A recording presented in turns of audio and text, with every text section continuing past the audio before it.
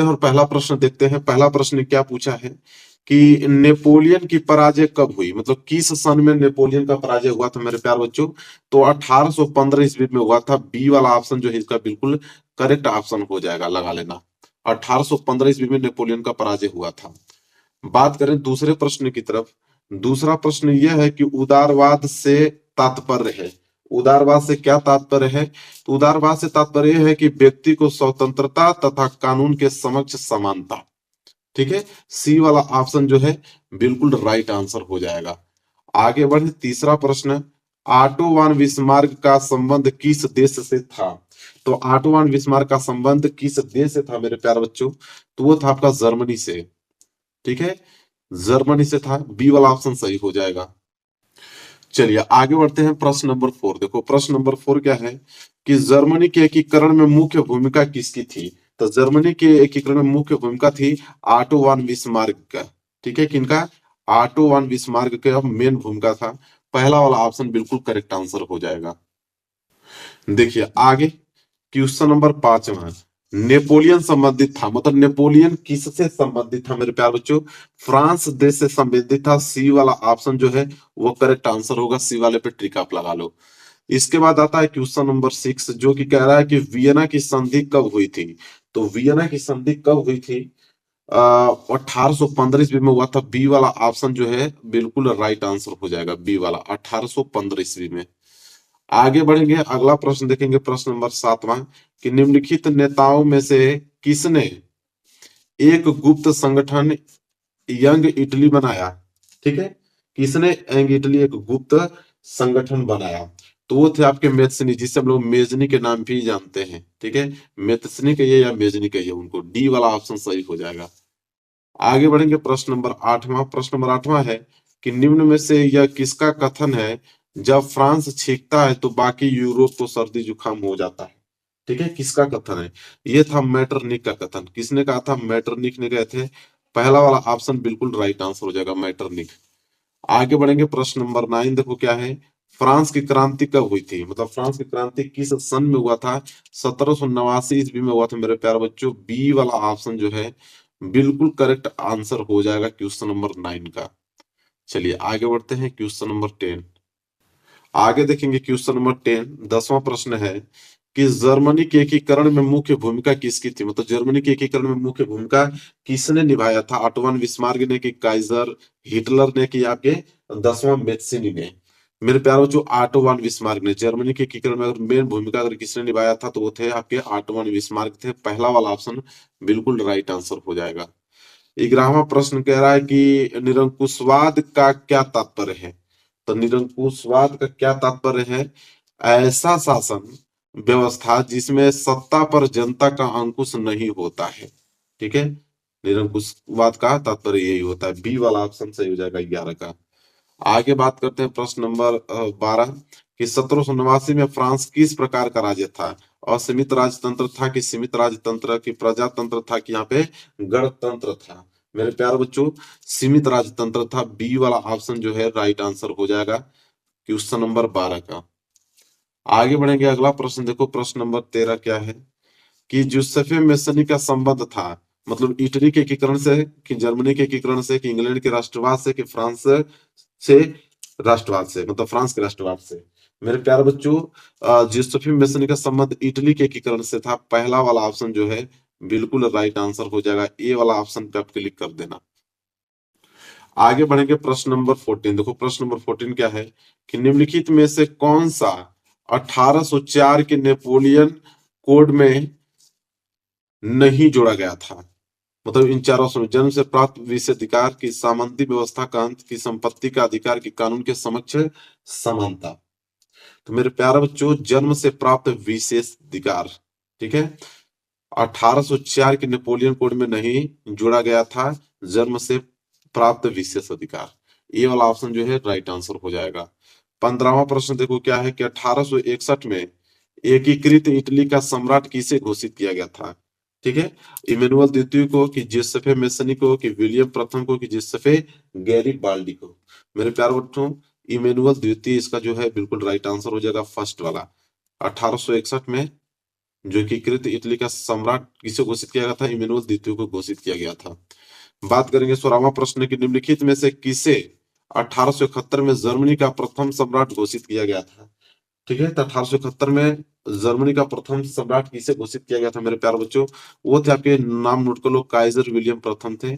पहला वाला option Kaizer William प्रथम, ये वाला ऑप्शन जो है बिल्कुल राइट आंसर हो जाएगा।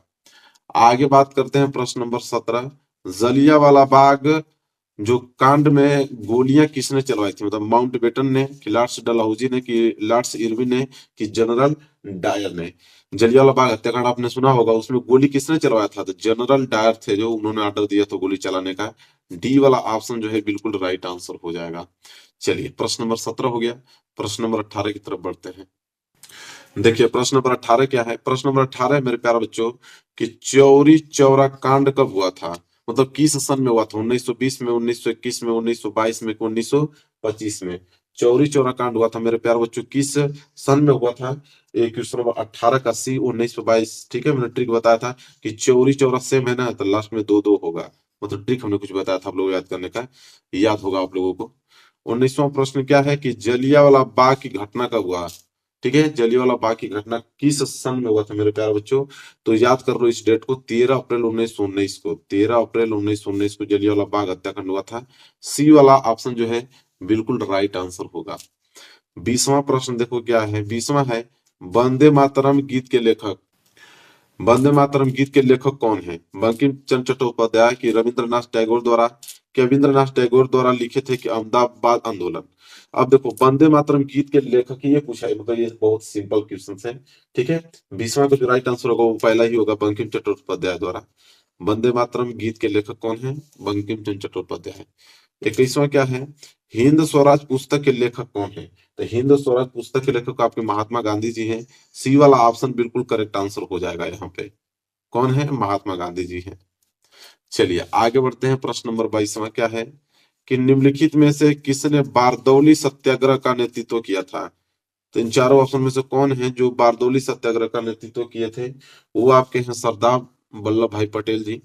और डी वाला ऑप्शन बिल्कुल राइट आंसर हो जाएगा, सरदार वल्लभ भाई पटेल। 23वां प्रश्न देखो, 23 प्रश्न क्या है? 23 है कि भारत में राष्ट्रपिता कहकर किसको संबोधित किया जाता है? तो राष्ट्रपिता किनको कहा जाता है? महात्मा गांधी जी को कहा जाता है भारत में। ये वाला ऑप्शन जो है बिल्कुल राइट आंसर हो जाएगा। चलिए आगे बढ़ेंगे। प्रश्न नंबर 24, 24 प्रश्न है, स्वराज मेरा जन्म सिद्ध अधिकार है और मैं इसे लेकर रहूंगा, किसका कथन है यह? स्वराज मेरा जन्म सिद्ध अधिकार है और मैं इसे लेकर रहूंगा, यह कथन किसका मेरे प्यारे बच्चों? यह है बाल गंगाधर तिलक जी का, बाल गंगाधर तिलक। बी वाला ऑप्शन जो है बिल्कुल राइट आंसर हो जाएगा, बाल गंगाधर तिलक। आगे बात करते हैं। 25वां प्रश्न क्या है, भारतीय राष्ट्रीय कांग्रेस की स्थापना कब हुआ था? तो भारतीय राष्ट्रीय कांग्रेस का जो मतलब स्थापना हुआ था मेरे प्यारे बच्चों, वो 1885 ईस्वी में हुआ था। ए वाला ऑप्शन जो है वो राइट आंसर हो जाएगा। चलिए आगे देखते हैं। प्रश्न नंबर 26, प्रश्न नंबर 26वां है, निम्नलिखित में से मिट्टी का प्रकार नहीं है, मतलब इन चार ऑप्शन में से कौन मिट्टी का प्रकार नहीं है? तो काली मिट्टी तो होता है, पीली मिट्टी भी होता है, लेटराइट मिट्टी भी होता है, ये सीमेंट जो है मिट्टी का प्रकार नहीं है, सीमेंट। इसलिए डी वाला ऑप्शन जो है वो राइट आंसर हो जाएगा। 27वां प्रश्न देखिए क्या है? 27वां प्रश्न है कि निम्नलिखित में से किस राज्य में काली मिट्टी पाई जाती है? तो किस राज्य में काली मिट्टी पाई जाती है मेरे प्यारे बच्चों? बहुत इंपॉर्टेंट प्रश्न है। तो काली मिट्टी गुजरात में पाई जाती है। ठीक है, बी वाला ऑप्शन जो है राइट आंसर हो जाएगा, गुजरात। ट्रिक लगा लो इसमें। आगे बात करते हैं। प्रश्न नंबर 28, प्रश्न नंबर 28 मेरे प्यारे बच्चों यह है कि पर्वतों पर मृदा अपरदन का साधन है, मतलब पर्वतों पर मृदा अपरदन का साधन क्या है? पवन है, कि हिमनद है, कि आपके जल है, कि पशुचारण है? हिमनद है। बी वाला ऑप्शन जो है वो करेक्ट आंसर हो जाएगा, हिमनद। चलिए प्रश्न नंबर 28 भी हो गया। प्रश्न नंबर 29 की तरफ बढ़ते हैं। देखो प्रश्न नंबर 29, प्रश्न नंबर 29 क्या कह रहा है कि पंजाब में भूमि निम्नीकरण का मुख्य कारण क्या है? तो पंजाब में भूमि निम्नीकरण का मुख्य कारण मेरे प्यारे बच्चों अधिक सिंचाई होता है। क्या होता है? अधिक सिंचाई। सी वाला ऑप्शन जो है वो राइट आंसर हो जाएगा, अधिक सिंचाई। आगे बात करते हैं। प्रश्न नंबर 30वां देखो, प्रश्न नंबर 30वां क्या है कि निम्नलिखित में से कौन सा नवीकरण योग्य संसाधन नहीं है? तो देखो निम्नलिखित में से कौन सा नवीकरणीय योग्य संसाधन नहीं है, मतलब पवन ऊर्जा, जल की जीवाश्म ईंधन, की आपका वन। ठीक है, देखो जीवाश्म ईंधन जो है वो नवीकरणीय योग्य संसाधन नहीं है, जीवाश्म ईंधन। सी वाला ऑप्शन जो है उस करेक्ट आंसर होगा। बात करेंगे प्रश्न नंबर 31 की तरफ। 31 है कि चाय की खेती के लिए कौन सी मिट्टी उपयुक्त मानी जाती है? लाल मिट्टी, जलोढ़ मिट्टी, की पर्वतीय मिट्टी, की आपके लेटराइट मिट्टी। देखो चाय की खेती के लिए अगर हम बात करें तो चाय की खेती के लिए लेटराइट मिट्टी जो है सबसे अच्छी मानी जाती है, इसलिए डी वाला ऑप्शन जो है बिल्कुल राइट आंसर हो जाएगा क्वेश्चन नंबर 31 का। 32 की तरफ बढ़ेंगे। 32 प्रश्न मेरे प्यारे बच्चों है कि निम्नलिखित में से किस राज्य में सीढ़ीदार खेती की जाती है, मतलब सीढ़ी नुमा, सीढ़ी बना बनाकर किस राज्य में खेती की जाती है? पंजाब में, हरियाणा में, उत्तर प्रदेश में, क्या आपके उत्तराखंड में? मेरे प्यारों जो उत्तराखंड में, डी वाला ऑप्शन जो है राइट आंसर होगा, उत्तराखंड में सीढ़ी नुमा बनाकर खेती की जाती है। आगे बात करेंगे, ये डी वाला सही हो जाएगा। 33वां प्रश्न क्या है कि निम्न में से कौन सा एक व्यक्तिगत संसाधन नहीं है? अब बताना है कि व्यक्तिगत संसाधन नहीं है कौन? बागान, चारागाह, की भूमि, के आपके खनिज संसाधन। देखो खनिज संसाधन जो है वो व्यक्तिगत संसाधन नहीं होता है, डी वाला ऑप्शन जो है बिल्कुल राइट आंसर हो जाएगा। 34 देखो, 34 क्या है? निम्नलिखित में से कौन सा संसाधन पुनः चक्रीय है?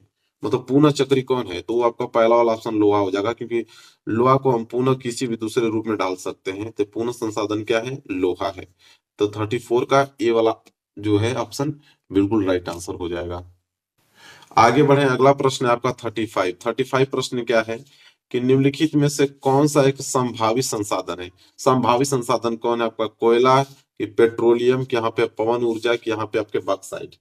ठीक है, तो देखो संसाधन पूछ रहा है वो भी आपका संभावित संसाधन, तो आपका सी वाला ऑप्शन सही हो जाएगा। पवन ऊर्जा जो है एक संभावित संसाधन के अंतर्गत आता है, सी वाला ऑप्शन बिल्कुल राइट आंसर हो जाएगा। बात करेंगे प्रश्न नंबर 36। प्रश्न नंबर 36 है चिपको आंदोलन संबंधित है, मतलब चिपको आंदोलन किसके लिए संबंधित है? मृदा संरक्षण के लिए, वन संरक्षण के लिए, कि जल संरक्षण के लिए, वायु संरक्षण के लिए? देखो वन संरक्षण, वनों की कटाई बहुत तीव्र गति से हो रही थी, वनों की कटाई को रोकने के लिए यह आंदोलन चलाया गया था, चिपको आंदोलन। चलो देखते हैं प्रश्न नंबर 37 क्या है। सुंदरवन राष्ट्रीय पार्क किस राज्य में स्थित है? असम में, उड़ीसा में, पश्चिम बंगाल में, क्या आपके मध्य प्रदेश में? मेरे प्यारे बच्चों सुंदरवन राष्ट्रीय पार्क जो है वो पश्चिम बंगाल में स्थित है। सी वाला ऑप्शन बिल्कुल राइट आंसर हो जाएगा, पश्चिम बंगाल। चलिए आगे बढ़ते हैं, प्रश्न नंबर 38 देख लो क्या है। प्रश्न नंबर 38 है कि विश्व में सर्वाधिक वर्षा किस स्थान पर होती है? पूरे वर्ल्ड का बात कर रहा है, पूरे वर्ल्ड में कहाँ पे सबसे अधिक वर्षा होती है? मासिनराम, चेन्नई, व्लादिवोस्टोक, की न्यूयॉर्क में? मेरे प्यारे बच्चों पहला वाला ऑप्शन क्लिक करना, मासिनराम में सबसे ज्यादा अधिक वर्षा होती है, पहला वाला ऑप्शन जो है वह राइट आंसर हो जाएगा। चलिए आगे बढ़ेंगे, प्रश्न नंबर 39। प्रश्न नंबर 39 क्या है कि टिहरी बांध परियोजना किस राज्य में स्थित है? तो टिहरी बांध परियोजना जो है पंजाब में, गुजरात में, उत्तराखंड में, कि मध्य प्रदेश में? तो टिहरी बांध परियोजना जो है वो उत्तराखंड में स्थित है। किस राज्य में? उत्तराखंड राज्य इसमें स्थित है। सी वाला ऑप्शन जो है बिल्कुल राइट आंसर हो जाएगा। चलिए आगे बढ़ते हैं, प्रश्न नंबर 40। चलिए आगे देखते हैं प्रश्न नंबर 40। देखो प्रश्न नंबर 40 है यहाँ पे कि सलाल बांध किस नदी पर बना है? तो सलाल बांध देखो किस नदी पर? महानदी पे, कि चीनाब नदी पे, कि सतलुज नदी पे, कि कृष्णा नदी पे? चीनाब नदी पे। सलाल बांध किस नदी पे बना है? चीनाब नदी पे। बी वाला ऑप्शन जो है राइट आंसर होगा, उसको आप क्लिक कर लो। इसके बाद 41 की अगर हम बात करें, 41 प्रश्न है कि इनमें से कौन सी रबी फसल है? चावल, मोटे अनाज, चना, चना में भी आपका काला चना, फिर कपास।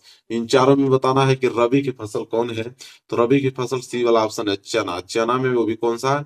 काला चना। सी वाला ऑप्शन राइट आंसर हो जाएगा। इसके बाद 42 प्रश्न देखेंगे। 42 प्रश्न है कि इनमें से कौन सी एक फलीदार फसल है? तो फलीदार फसल कौन है? दालें, कि मोटे अनाज, की ज्वार, तिल, की यहाँ पे तिल? तो दालें, दालें जो है वो एक किसके अंतर्गत आती हैं? फलीदार फसल के अंतर्गत आती हैं। ये वाला ऑप्शन बिल्कुल राइट आंसर हो जाएगा। आगे बढ़ेंगे, अगला प्रश्न है 43। 43 प्रश्न है कि निम्नलिखित में से कौन सी एक रेशेदार फसल है? जूट, कॉफी, जौ, कि रबर? तो रेशेदार फसल की अगर हम बात करें तो जूट में सबसे अधिक ज्यादा रेशा होता है, रेशेदार फसल क्या है? जूट। ये वाला ऑप्शन जो है वो राइट आंसर हो जाएगा। आगे बढ़ेंगे, 44 प्रश्न देखेंगे। 44 है कि निम्नलिखित में से कौन सी रोपण की फसल है। तो रोपण फसल किनको कहा जाता है, गेहूं को, चना को, गन्ना को, मूंगफली को। तो गन्ना, गन्ना जो है रोपण फसल के अंतर्गत आती है। सी वाला ऑप्शन जो है वो बिल्कुल राइट आंसर हो जाएगा। आगे बात करेंगे प्रश्न नंबर 45। प्रश्न नंबर 45 है कि झरिया प्रसिद्ध है, मतलब झरिया किसके लिए प्रसिद्ध है, लौह अयस्क के लिए, कोयला के लिए, तांबा के लिए कि बॉक्साइट के लिए। तो झरिया जो प्रसिद्ध है उसको याद कर लेना आप लोग, बहुत इंपोर्टेंट है। कोयला के लिए, कोयला के संसाधन के लिए, जो कोयला के खदान है उसके लिए प्रसिद्ध है झरिया। बी वाला ऑप्शन जो है वो राइट आंसर हो जाएगा।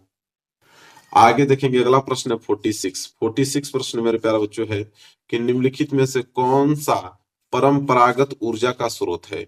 कोयला, पेट्रोलियम, सौर ऊर्जा की आपके प्राकृतिक गैस। तो देखो कौन सा परंपरागत ऊर्जा का स्रोत पूछा है ना, वो आपका सौर ऊर्जा कहलाएगा। सी वाला ऑप्शन जो है राइट आंसर हो जाएगा, सौर ऊर्जा। क्लिक कर लो। आगे बात कर लेते हैं प्रश्न नंबर 47। प्रश्न नंबर 47 है कि भारत में पवन ऊर्जा का विशाल केंद्र कहाँ स्थित है। देखो पूरे भारत को बता रहा है कि भारत में पवन ऊर्जा का विशाल केंद्र कहाँ स्थित है, उत्तराखंड में कि तमिलनाडु में कि हिमाचल प्रदेश में कि आपके राजस्थान में। तो तमिलनाडु में, कहाँ पे, तमिलनाडु में जो है वो पवन ऊर्जा का विशाल केंद्र स्थित है। चलो आगे बात करते हैं प्रश्न नंबर 48। प्रश्न नंबर 48 है यहाँ पे कि मुंबई हाई प्रसिद्ध है। मुंबई हाई किसके लिए प्रसिद्ध है, तो तेल शोध कारखानों के लिए, पेट्रोलियम के लिए प्रसिद्ध है। ये वाला ऑप्शन जो है बिल्कुल राइट आंसर हो जाएगा, तेल शोधक कारखानों, पेट्रोलियम के लिए। जैसे झरिया प्रसिद्ध था कोयले के लिए, उसी तरह मुंबई हाई प्रसिद्ध है तेल शोध कारखानों के लिए। आगे बढ़ेंगे, अगला प्रश्न है 49। 49 प्रश्न मेरे प्यार बच्चों ये है कि निम्नलिखित में से कौन सा ऊर्जा का गैर परंपरागत स्रोत है। तो ऊर्जा का कौन सा गैर परंपरागत स्रोत है आपका यहाँ, आपके सौर ऊर्जा की, कोयला यहाँ पे की, पवन ऊर्जा की, ज्वारी ऊर्जा। तो ऊर्जा का गैर परंपरागत स्रोत पूछ रहा है यहाँ पे। तो इसका राइट आंसर हो जाएगा मेरे प्यारे बच्चों सौर ऊर्जा, पहला वाला ऑप्शन। ठीक है, इस पे क्लिक कर लेना आप लोग, पहला वाला ऑप्शन। आगे बात करेंगे, अगला प्रश्न आप लोगों का है प्रश्न नंबर 50 कि एंथ्रेसाइट का संबंध किस खनिज से है। तांबा से है कि बॉक्साइट से है कि सोना से है, यहाँ पे आपका कोयला से है। देखो एंथ्रेसाइट का जो संबंध होता है वो कोयला से होता है। ठीक है, सी वाला और डी वाला ऑप्शन जो आप लोगों का है बिल्कुल राइट आंसर हो जाएगा, उस पर क्लिक कर लेना आप लोग। चलो आगे बढ़ते हैं, अगला प्रश्न देखते हैं। चलिए देखते हैं 50वां प्रश्न हो गया कोयला। हाँ देखो ये 49 प्रश्न, देखो 49 वाला क्या था कि ऊर्जा का गैर प्रागत स्रोत पूछा है ना, तो ये सौर ऊर्जा नहीं कहलाएगा, क्या कहलाएगा, कोयला कहलाएगा। इसका भी कोयला ही राइट आंसर होगा, इसको कोयला कर लेना। बी वाला ऑप्शन जो है वो राइट आंसर होगा, सौर ऊर्जा नहीं, क्योंकि यहाँ पे गैर परंपरागत ऊर्जा का स्रोत पूछा है। तो बी वाला इसका भी और इसका डी वाला। एंथ्रेसाइट का संबंध किस खनिज से है, कोयला से है। चलो आगे बढ़ते हैं। अगला प्रश्न देखो, अगला प्रश्न भी सेम उसी प्रकार का प्रश्न है कि कोरबा प्रसिद्ध है, मतलब कोरबा किसके लिए प्रसिद्ध है, प्राकृतिक गैस के लिए, कोयला के लिए, कि यहाँ पे सौर ऊर्जा के लिए, कि यहाँ पे बॉक्साइट के लिए। तो कोरबा मतलब कोयला के लिए। कोरबा भी किसके लिए प्रसिद्ध है, कोयला के लिए ही प्रसिद्ध है। बी वाला ऑप्शन जो है वो राइट आंसर हो जाएगा। आगे देखेंगे 52। 52 है कि श्रीलंका में निम्नलिखित में से कौन सा बहुसंख्यक वर्ग है, तमिल, ईसाई, सिन्नली की मुस्लिम। तो सिन्नली जो है वो बहुसंख्यक वर्ग है श्रीलंका में। सी वाला ऑप्शन जो है वो राइट आंसर हो जाएगा, सिन्नली। आगे बढ़ेंगे, अगला प्रश्न है 53। 53 प्रश्न है कि भारत के संविधान की 8वीं अनुसूची में कुल भाषा कितना है। तो भारत के संविधान की 8वीं अनुसूची में कुल टोटल भाषा जो है मेरे प्यारे बच्चों वो 22 है, 22 भाषा है। ठीक है, बी वाला ऑप्शन क्लिक कर लो, यही राइट आंसर होगा। 54 की अगर हम बात करें, 54 प्रश्न जो है वह है कि भारत में पंचायती राज्य की स्थापना हुई थी। तो भारत में पंचायती राज्य की जो स्थापना हुआ था वो सन 1992 ईस्वी में हुआ था। सी वाला ऑप्शन जो है वो राइट आंसर होगा, सन 1992। चलिए आगे बढ़ते हैं, अगला प्रश्न है आपका 55। 55 है कि भारत में कुल कितने संघीय राज्य हैं। ठीक है, 27, 28, 29 या आपके 30। तो भारत में कुल कितने संघीय राज्य हैं, तो 28, टोटल कितने संघीय राज्य 28 हैं। बी वाला ऑप्शन जो है वो राइट आंसर हो जाएगा। आगे बढ़ेंगे, अगला प्रश्न है आपका 56 कि भारत में केंद्र शासित राज्यों की संख्या कितनी है। तो भारत में केंद्र शासित राज्यों की संख्या कितनी है, 9 है कि 7 है कि यहाँ पे 10 है कि यहाँ पे 8 है। तो केंद्र शासित राज्यों की संख्या कितनी है, टोटल 8 है। डी वाला ऑप्शन होगा राइट आंसर, उसको लगा लेना। आगे देखो 57 क्वेश्चन क्या है कि यदि हम लैंगिक भेदभाव की बात करते हैं तो उसका अर्थ क्या होता है। देखो, यदि हम लैंगिक भेदभाव की बात करें तो उसका अर्थ ये होता है कि समाज में स्त्री और पुरुष की असमान भूमिका। पहला वाला ऑप्शन जो है वो करेक्ट आंसर हो जाएगा, समाज में स्त्री और पुरुष की असमान भूमिका। चलो आगे बात करते हैं 58 प्रश्न। देखो क्या है कि भारतीय राष्ट्रीय कांग्रेस की स्थापना किस वर्ष में हुई थी। देखो, भारतीय राष्ट्रीय कांग्रेस की जो स्थापना हुआ था मेरे प्यारे बच्चों, वो किस सन में हुआ था। सन 1885 ईस्वी में हुआ था। ये वाला ऑप्शन जो है वो राइट आंसर हो जाएगा। आगे बात करेंगे 59 प्रश्न क्या है। 59 है कि भारत में मताधिकार की आयु क्या है, मतलब कितने वर्ष के रहेंगे तो आप भारत में वोट दे सकते हो। तो भारत में वो एज निर्धारित की गई है 18 वर्ष। 18 वर्ष को हो तो आप मत दे सकते हो। चलो अगला प्रश्न देखते हैं। प्रश्न नंबर यहाँ पे 60। प्रश्न नंबर 60 में मेरे प्यारे बच्चों वो है कि लोकतांत्रिक, ठीक है, लोकतांत्रिक शासन व्यवस्था अन्य व्यवस्थाओं से अच्छी है क्योंकि। तो इसलिए अच्छी है, ऑप्शन पहला, सभी नागरिकों में समानता को बढ़ावा देती है, पहला वाला ऑप्शन सही है। दूसरा ऑप्शन कह रहा है कि व्यक्ति की गरिमा को बढ़ावा देता है, ये वाला भी ऑप्शन सही है। तीसरा है कि ए और बी दोनों सही है, बिल्कुल ये सी वाला ऑप्शन सही हो जाएगा, ए और बी दोनों सही है। लोकतांत्रिक शासन व्यवस्था अन्य व्यवस्थाओं से अच्छा इसलिए है क्योंकि देखो इसमें सभी नागरिकों में समानता को बढ़ावा भी देता है और व्यक्ति की गरिमा को भी बढ़ावा देता है, इसलिए ए और बी दोनों सही हो जाएगा। इसके बाद 61 प्रश्न देखो कि निम्नलिखित में से किस एक देश को छोड़कर हर जगह तानाशाही पर लोकतंत्र को प्राथमिकता दी जाती है। तो देखो, किस एक देश को छोड़कर हर जगह तानाशाही लोकतंत्र को प्राथमिकता दी जाती है, वो आपके कौन है, पाकिस्तान। ठीक है, बी वाला ऑप्शन जो है राइट आंसर हो जाएगा।